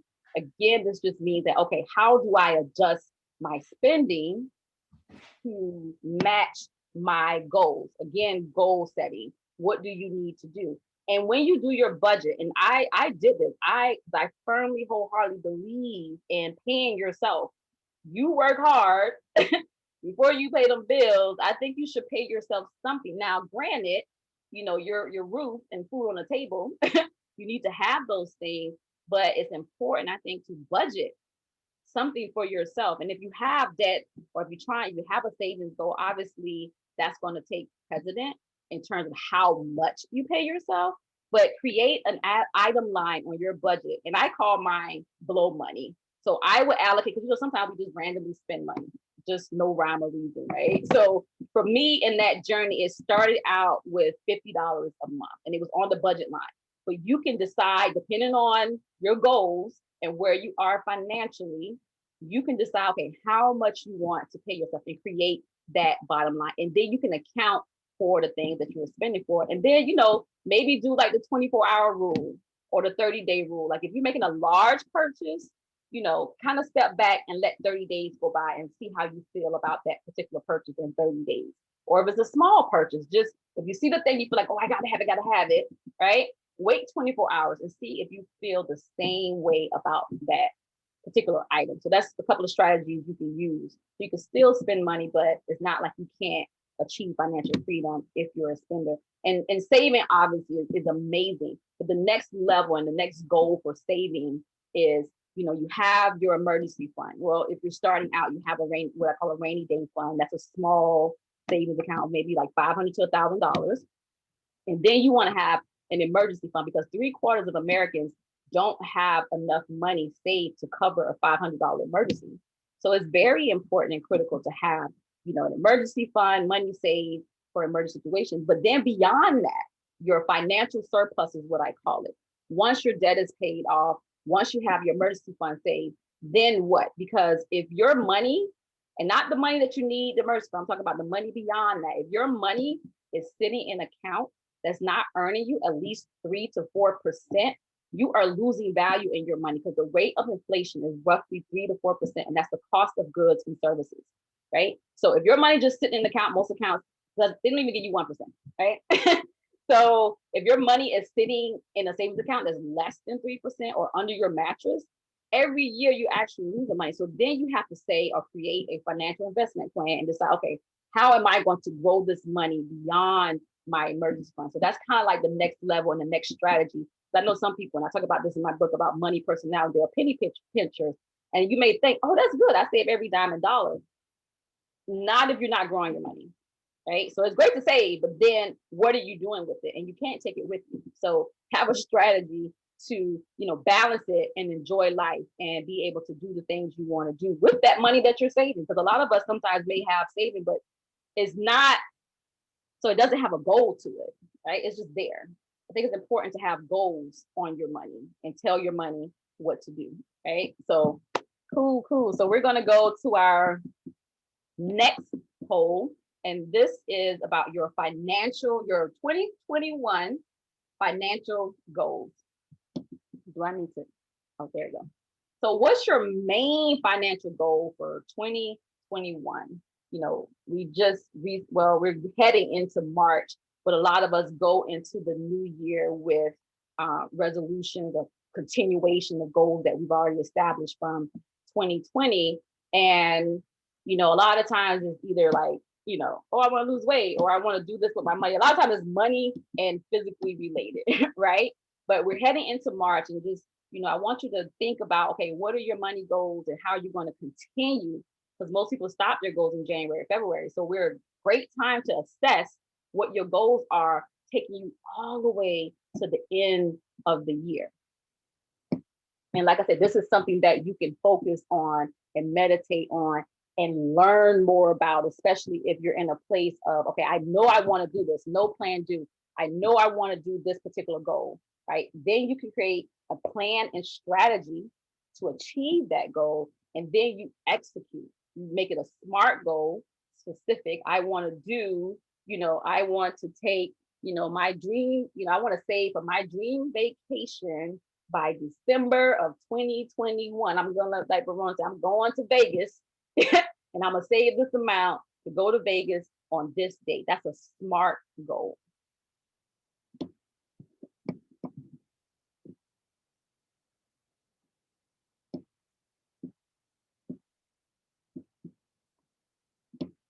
Sapphire, did you get a chance to see those results? I see them. I wasn't sure if the poll ended or not. Okay. Yeah, it did. Oh, there you go. There you go.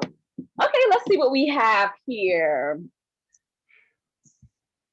So wow, a lot of people, well, the 17%, I should say, 17% when it comes to saving, budgeting, and debt elimination. But the majority of people want to invest. And I think that is amazing and that is awesome because that's how you level up your money and that's how you create more residual income, how you make passive income work for you by investing your money. Again, you are your best asset. So that then becomes okay, learning information, doing your research.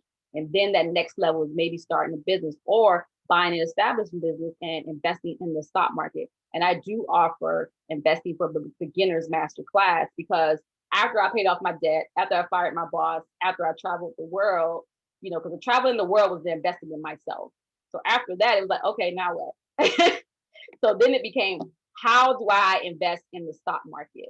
Because I see how the rich get rich. And it's not because we don't have access, right? I always say it's information hidden in plain sight and it's by design, right? But I'm here to open that gate and say, okay, hey, you have access to these things and you can grow your money into the stock market, right? And simply, I just took like $100 and I started saving that money.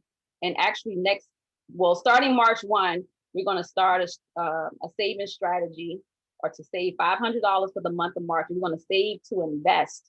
So we're going to transfer $125 a week into an online brokerage account.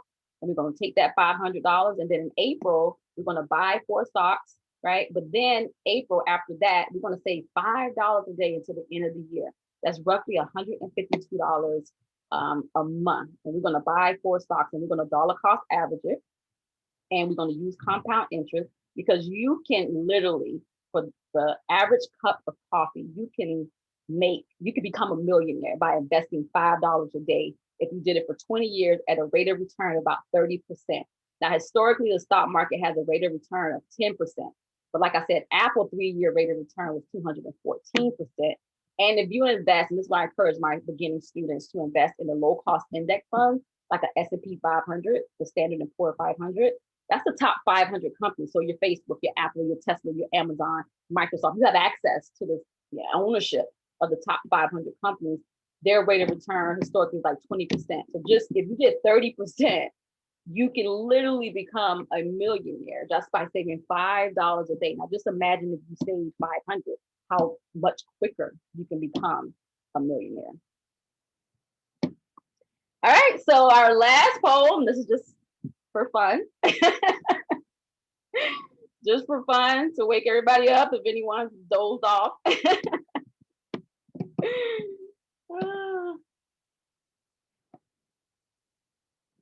Did the poll end already?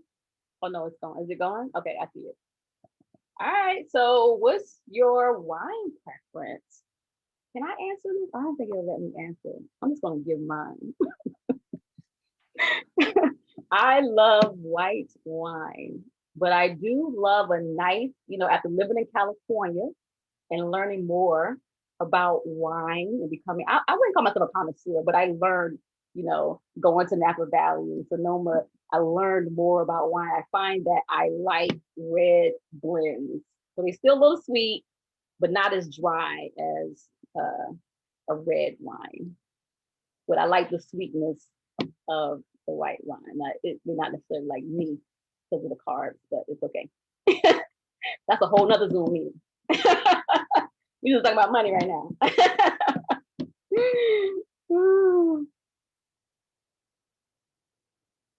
This is the poll. Let's see. Oh, the results. Are the results displaying now? Is it still going? Yes. No, the results are up. It's over. Okay, awesome. Okay, let's see what we have here. So the majority of us, oh wow, it's tied between wine and none of the above. Wow, awesome. Like I said, I didn't get to vote. Oh, you need. We know. You can say it out loud if you want. You can say it out loud. It was the whiskey for me. I think I added that just for you. Okay, so I'm going to, lastly, before we get to the grand prize and come to the end of our finance and chill on this beautiful Saturday evening, for some of you, it's still afternoon for me in Hawaii. But before we get to our grand prize drawing and game, I just want to list the 10 points of freedom. This is like a subset to part 4 of Free Your Finances. So if you go back, or if you can remember, I started with, let me go back. So I started with Intro to Freedom. That was part 1. Part 2 was the Free Your Mind. Part 3 was Free Your Time.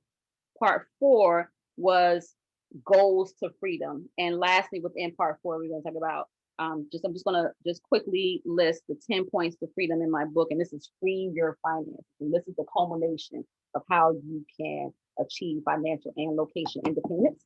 And so the Free Your Finances and ways to do that, I'm just going to list them really quickly. So I call it the 10 points of freedom plan. I actually was inspired through the Black Panther Party, the 10 points to freedom. So the first one is the spending plan. That's the first point. The second is a 4-letter word, and that's eliminating debt or reducing high interest debt, because some debt can be good debt, but bad debt is no good. Pay yourself. The Freedom Fund, and that's basically how to finance your freedom. How to, once you achieve, financial freedom, because freedom is not free, right? So you have to create ways to continue to live free. And that's the chapter where I talk about, start a YouTube channel, come up with a side hustle. My good friend Keisha, I highlighted her in that chapter because she is a perfect example of a boss. Like, she does what it takes. She does what it takes to take care of her and her family, and she has several side hustles, and I really admire her for that because she's a hard worker. So she's highlighted in that section. Sapphire, can you tell me what number 2 was one more time, please? Number 2 is 4-letter word. That's debt elimination, basically. Debt, DEBT. Thank you. Yes. The credit game, we talked about that a little bit. Understanding and how to leverage credit for your time and your freedom, because that's how I was able to, travel as much as I was able to travel for practically free. I basically leveraged credit to be able to do that. Like, I flew to Ghana for free. I think it was like a $2,000 flight. I flew there for free using credit. A little R&R, and that's basically residual and remote income. And residual income is income that you're not actively, or passive income is income that you're not actively working for. That's your money working for you. And the example of that is having an online business or drop shipping business or investing in the stock market. And then the remote part, because you got residual, you have remote. Remote part is creating, a job or income that you can do from anywhere in the world. Invest smart. I talk about, and I break down the essentials of investing. Again, growing your money, that surplus, right? Passive residual income, the passport to freedom. And the last thing is to give freely. So those are the 10 points. Sapphire, can you just repeat them quickly, real quick, just in order? Yes. So the spending plan, AKA budget, 4-letter word, AKA debt, pay yourself, the Freedom Fund, FUND, the credit gain, a little R&R, also residual, creating residual and remote income, invest smart, passport to freedom, and give freely.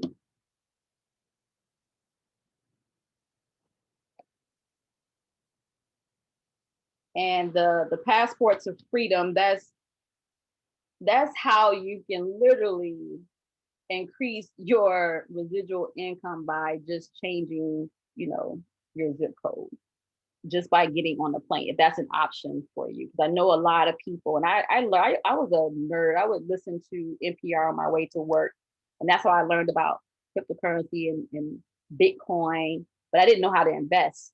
So if I knew then what I know now, I would be a millionaire, because it's 51. Back then it was a penny stock. So now it's 51,000, right? So I mean, I still would be sitting here talking to you guys about the Bitcoin. It'd just be a little different. But I learned that most people, by the time they're at retirement age, they can't afford to retire. And I'm talking about even if they had a basic 401k or a 403b, they can't even afford to retire. Can you imagine that, dedicating 40 years of your life and then getting to a point where working is still not optional? Because that's what retirement is about. If you think about in retirement in the sense of, it's basically residual income, right? Money you don't have to work for no longer, and work becomes optional. But we don't have to wait till we're 60 or 70 years old to create residual income, to create money that's working for us. You can literally create that now. Literally $5 a day in 20 years at 30% will make you a millionaire. So what I was listening to on that particular broadcast was a lot of people saying that they couldn't afford to retire. So they literally was leaving America. They literally were leaving and going to Costa Rica, because they then, whatever they had in retirement would give them another 20 years of living comfortably and the lifestyle that they were accustomed to. But if they stayed in America, they didn't have that option. And also, having a passport. So you have that option, you have a passport, as well as, having a safe haven. The economic and political climate that we live in, that's an option if you have your passport, to be able to say, you know what, I can go someplace else where I feel safe for me and my family.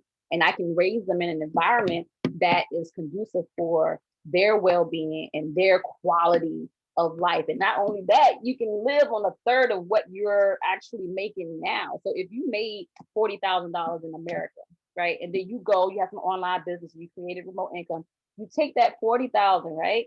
You move to Thailand. I'm not saying you do that, but if you did theoretically, the cost of living in Thailand is a third of what it costs in America. So just that same $40,000 that you create, you can now live like on the high horse, and you didn't even change your income. All you did was change your zip code. So I think it's very important, especially for people of color, to get your passport because they can shut you out. So you just pay $160 or $170 for that. So that's a 10 points there. And we're gonna have the grand prize. Let me see if I can. All right, so for the grand prize finale, for a $50 Amazon gift card, you guys got your pen and paper, and you need your book to be able to participate in this game. And the first person to get it correct is the winner. Okay, so in the last chapter of my book, titled Freedom's Journey, I describe this beautiful yet difficult beach to discover. What's the name of the beach and what country is it in? Do we have the trap Jeopardy? No? Anybody know how to beatbox? Keisha gonna have it in just a minute. I just feel it in my soul. I felt that. I felt that. I'm sitting this one out because I already know. Right. Same. Same. The first person to get it correct is our Amazon winner.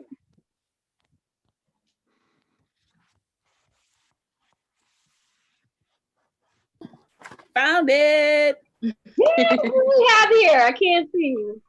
Looks like, was that Verona? Oh, I didn't know I was supposed to. She typed it first. Let me be quiet. My bad. Oh no, that was Ebony who said it. Okay. She said it while I was sending the message. I believe Verona typed it before Ebony said it. Verona, what answer do you have? I had Freedom Beach Inventor. Yes, Phuket Island. Awesome, congratulations. Awesome. So In we're Thailand. yes, this is the finale of the virtual release, book release party. I really hope you guys enjoyed yourself. I'm going to ask everyone to unmute yourself because now we're going to have an open Q&A. If you didn't have an opportunity to ask any questions, it will be an opportunity for you to do that, as well as if you want to share your story about how Live Freely has impacted your life or how our paths have crossed and how our lives path has crossed and how my life and my story has impacted your life. You have the floor to be able to share your story or ask your question. Well, I want to say I congratulate myself for winning twice in one night. I won twice. Hello. That means I'm going somewhere for 2021. Absolutely. Congratulations. Congratulations. And I just want I want to put this in now to say freedom is such a word. And because I cross path with Sapphire, that's what I'm going to call you. I interviewed her, I think last month on my show called The Question. And I have a book called Are You Free Now? And when I listen to Star, I'm listening to why my story was that title of my book, because it questions you to say, are you free enough financially, emotionally, mentally, and physically, and better yet, spiritually? So I will just leave it just like that. Thank you so much for sharing. I really appreciate you and reading your book. It's a phenomenal book. Please go check her out on Amazon. And it's so crazy because when I thought I was like, and she has a butterfly on her cover. I'm like, oh my God, it's definitely meant for our souls and our souls to cross paths on social media. Like we met on social media. So that was definitely divine. And I tell you this much, I think I shared this with you, Star, while you were on the show, that I felt my freedom after I finished raising my daughter. I raised my daughter as a single mom. Yes. And I am now feeling my freedom raising my own self. Yeah. And that is my freedom. You are worth it. And your daughter is all the better for it. Yes, she's in her 20s, and I'm like, girl, bye. So be careful. They multiply and they come back. Yes. Verona, can you put your book in the chat so we can check you out? Sure. Thank you. Thank you. Well, I will say that I met Sapphire, I don't even know how long ago it was now. I don't even know how long ago it was. And I was actually like very close to living debt-free at the time already. But what your path helped me with, honestly, was being okay with that. Because let me tell you something, in some of our communities of color, if you're doing well, people think that you're so much better than they are. And so I was not okay with where I was. So I feel like our friendship, you being my friend and living your journey, has really given me permission to be okay with my journey. Thank you. Let me cry. You need to turn my video off. She gonna do the ugly cry. Okay. I got you, girl. I got you. Run away. Don't leave me. All right. You can on now. You can turn me back on. I'm good. Okay. You gotta start it, honey. Oh, okay. Okay. Let's see. Can I just share that it has been my honor to be a part of this journey with Sapphire for sure. But one of the things, my greatest takeaway from this book and from this experience and just being your friend and being a part of all of this, the greatest thing I've gotten from this is the definition. And for me, it was defining what does freedom mean for me, because I like things, and it's like, for me, that felt free, but then it was one of those, like, should have had a V8 moments where it was like, but are you actually free? Do you have to wait till your next payday to get these things? Or are you, using your money and your time in a way that will allow you to do what you want to do? And it's like, so it really gave me some perspective on, I'm not as free as I thought I was. And there are ways, like, I think it was Jamal who put in the chat, based off what you said, using your assets to purchase your liabilities, like using that extra money to have your fun, to do your travel, to buy your Coach bags, to get these new shoes, but really knowing that at the end of the day, if I decide to fire my boss, I still have these things working for me. And I realized that I wasn't as free as I thought. So it was just really nice to get some great perspective and to learn how was I defining freedom and how was that wrong.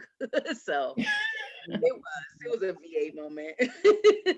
I love that. Thank you so much for sharing. Thank you so much. That inspires me, because like I said, I was extremely reluctant as an introverted extrovert. I was really reluctant to share my story and share my journey and just being open and transparent. And really that's fear. And what I had to discover that, listen, my passion and my desire to empower and motivate others supersede that of fear of not being open and vulnerable and sharing my story with the world. So I did it scared. So that definitely gives me motivation. That, like, okay, like a validation that, okay, you did it. Glad that you did it. You know what I mean? Like, you did it anyway. Right. Okay, so I would like to share now. So, as Sapphire said earlier, I am the queen of doing all the things, right? I never sit down. I have 5 million things that I'm working on all the time. But what Sapphire has taught me is that, like, that passive income is key. Like, I am constantly working on all the income streams and all the side hustles and everything else, but it's so much work and use of my time. Right. And I believe in spending more time with my family, and sorry for my dog. And yeah, Bunny's squeaking in the background. And that is something that I want to get to as I approach 40, like really trying to create that passive income to create more free time for me and my family. And so Sapphire has inspired me to do that, because I watch her travels and her live freely, the life that she wants to live. And it is such an inspiration. And I just can't wait to, get our FIP farm and be out in the middle of nowhere without jobs. That's happening. Yes. I'm here for that, girl. I am so good at that. You know what? You deserve it. You work hard. And what I love also about Keisha is that it's a family affair. Like, she's working hard and spending time, but think about what she's teaching her children, her boys, and what value she's instilling in them. And this is something that they're going to carry on to, her grandkids and her grandkids, and the grandkids she never will meet. She still has left a lasting impact and legacy, because this is the life that she lives, and this is what she teaches her children for her family. So I love that. I really do love that, because you deserve it.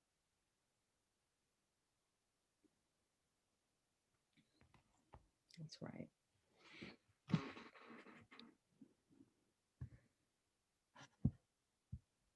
Anybody else would like to question or share, comment? Where my child at? Let's see. Is Daniel here? I'm right here. Just want to introduce y'all to my big baby. The whole start of Live Freely journey, the whole reason and my why, and she multiplied too. So I don't know if Soraya's there too, but she's the reason why and how I am where I am today. Because without that experience, even though some people are like, well, oh my God, do you regret, having a child so early and so young? And I don't, because I don't think I would be where I am today without that experience. Now, not that I encourage, I'm not encouraging it, but what I'm saying is I don't have any regrets, because having, even at a young age, I'm like, oh, I'm not just responsible for myself. So even when I was in college and my peers were out partying, climbing out the dorm windows, living their best life, missing class, I was in the dorm room studying. I'm like, listen, I gotta feed my child. Like, I can't be out here. Like, I gotta finish school. I gotta start working so I can take care of my daughter. So, but having that responsibility, it motivated me, and it drove me to, even those the days I wanted to give up, if I wanted to quit, because I was just tired, especially living in the projects and not having a car and having to catch 4 buses one way. I remember I would have to catch a bus and another bus for a transfer to drop her off to the daycare, and then another third bus, and then another transfer to the 4th bus to get to school. So that was 4 buses one way just to get to class, right? And God forbid I didn't have the money for the transfer. That means that we walked from the east side of Savannah to the west side of Savannah for me and us to get home. So that built character in me, and I hope that's something that I pass on to her as well as my grandbaby as well.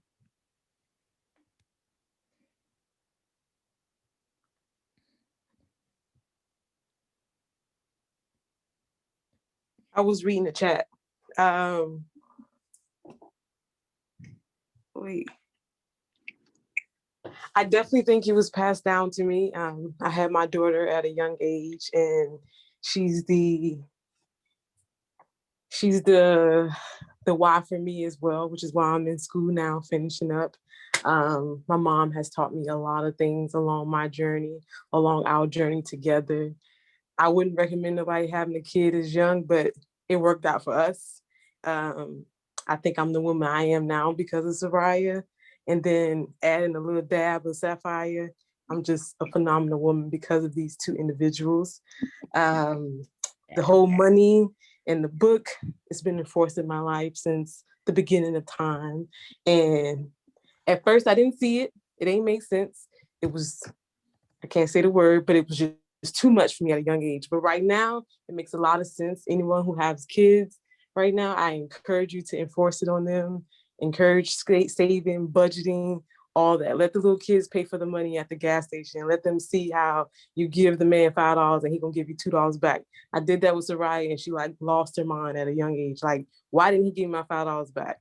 Because you had to pay for what you had. So even as young as 3-4 years old, teach them now, and it will go with them forever, and it will break all type of generational curses, because like money isn't the root of everything, but it's like up there with oxygen. So teach them now, and you won't have to worry about it later on in life. That's right. Thank you. That's right. Yes.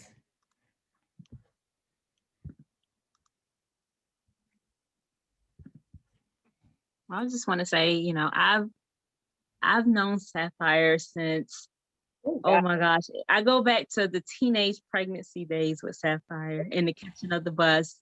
And I grew up in Savannah. I remember her working so hard. Like, when I say Sapphire she will work. She make a way out of no way is Sapphire.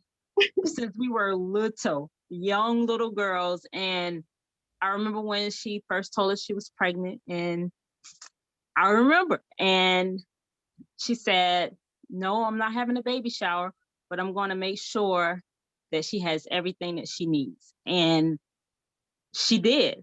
I remember her going to Armstrong. We meeting at the park, walking around Lake Mare, and we're talking and talking and talking and talking. And if you know Sapphire can talk. She can talk. But I wouldn't change it for the world. Her experience has really birthed out so much. And to see her now is just like,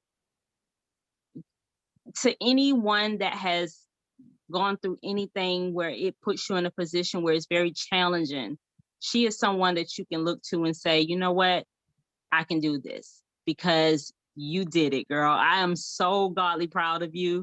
Girl, let me cry. You need my words. Just dear body. Thank you. Way back. And yes, way back. Yeah, it was so interesting because back then it was just a matter of, I never really fully grasped what was happening, but what I what I did know was like, I'm doing what I have to do to survive. So it was really just me surviving and wanting more for me and my daughter's life. So, with that goal, it was like, okay, I'm going to do what I have to do to make that happen, and still being able to, enjoy being a teenager, because there were times, and a lot of times people would say, well, what I couldn't do. And that was like fuel for my fire, because it was like, oh, I can't. But like, Giovanna, you remember when I was on the dance line, the drill team, they was like, oh no, you can't be on the drill team, baby. Listen, me and Danielle was on that field. Like Danielle, I still remember Danielle would be playing in the lockers at our high school, and I was out on the field on the drill team. Like, you're not gonna tell me what I cannot do. So I still, even though I had her right on my side, I still did the things I wanted to do as a teenager, but I had to work on top of that. So thank you, girl.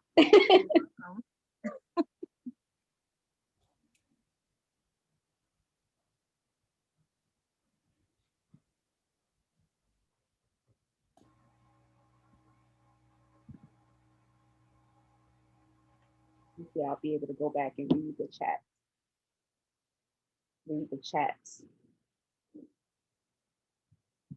Okay, if we do not have any more questions, this is the end of the Live Freely, Freedom to Work Whenever, Wherever virtual book release party. Oh my God, this is like fun. Congratulations, you did a good job. I'm so proud of you. Thank you. Yes. I raised you right. Yes. Get her, please. And thank you. Thank you, Coach Star. This was amazing. Thank you, Ebony. Absolutely. Thank you guys so very much. I don't know, Unique, was there a finale, or I think it was a slide, or you want to see the last slide? Yeah. Let's see. Don't know how to work the slides. Here we go. Thank you. There you go. Thank you guys so much for attending, and you guys are all winners to me, and I really appreciate you guys being here. But the ones that won the game, I'm going to reach out, Verona and Ebony and Giovanni. I'm definitely going to reach out to you guys and make sure you get your thing. Congratulations. Thanks, everybody. Thank you, everybody. Always remember, be great and live freely. Be great. That's right. Here for it. Thank you. Who are you talking to? It's Sapphire. Sorry. There's Sassy Baby. There's that voice. I was say that sounded like Sassy Baby. A great way to end it, right? Yeah. Perfect timing.